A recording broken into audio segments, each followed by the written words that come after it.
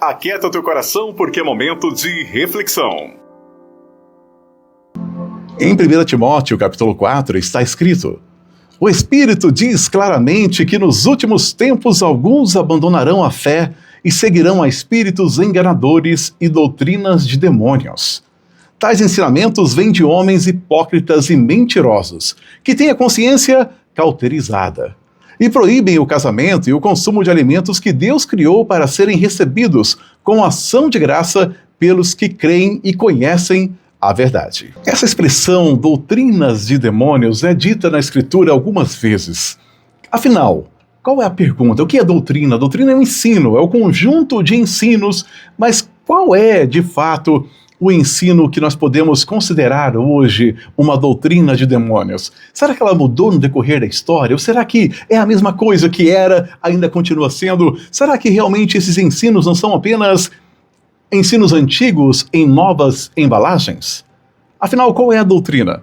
Eu creio que para a gente poder conhecer o que é a doutrina de demônios, a gente tem que ir no demônio mor, naquele que de fato conversou com Eva no Jardim do Éden, na antiga serpente, que é diabo e Satanás, segundo a palavra do Senhor.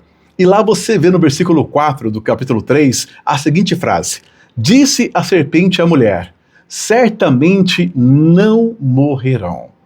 Repare, ela fala, não comam do fruto da árvore que está no meio do jardim, nem toquem nele, do contrário, vocês morrerão. Deus declara que provar daquele fruto levaria à morte. O diabo vem afirmar justamente o contrário. Ou seja, você pode fazer as coisas sem lidar com as consequências das coisas. Essa é uma doutrina de demônios. Quando ele ensina você a fazer coisas e achar que você vai escapar da consequência do que você está fazendo. Deus foi muito claro. Ele disse de maneira categórica e cabal: se provar do fruto, certamente morrerão. Mas o inimigo de nossas almas diz, certamente não morrerão. Esse é um dos ensinos dele.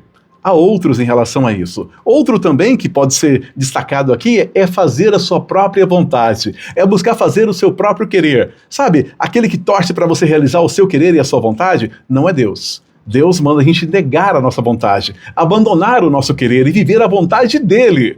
Agora, quando nós temos o nosso próprio desejo e fazemos de tudo para realizar o nosso próprio desejo, tem alguém que torce por nós, e esse alguém não é Deus.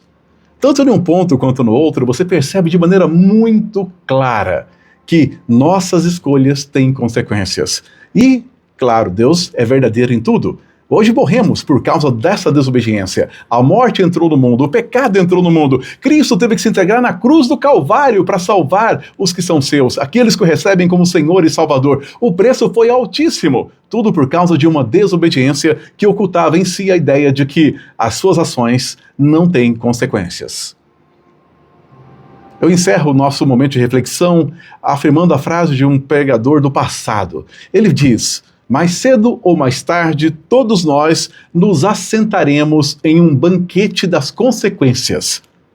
E você, estará feliz nesse dia? As consequências dos seus atos serão boas?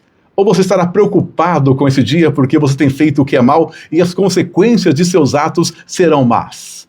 Lembre-se, há caminhos que parecem certo ao homem, mas no final são caminhos de morte.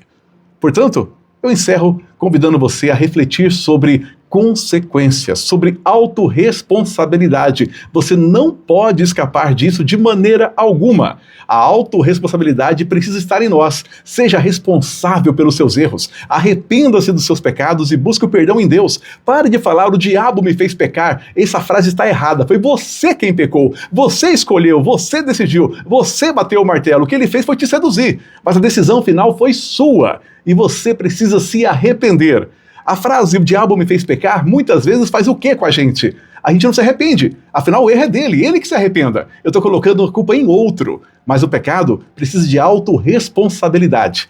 Examine-se, pois, o homem a si mesmo diante de Deus. Há perdão para você, mas a chave para o perdão é arrependimento verdadeiro e genuíno. Cuidado. Ações têm consequências. Tem um monte de ação, principalmente para você jovem, que empina a moto, que faz isso, que faz aquilo, desobedece os pais e acha que não vai dar em nada. A frase "não vai dar nada" é uma das frases prediletas do diabo para a juventude. E acredite, no final, sempre dá. Sempre dá.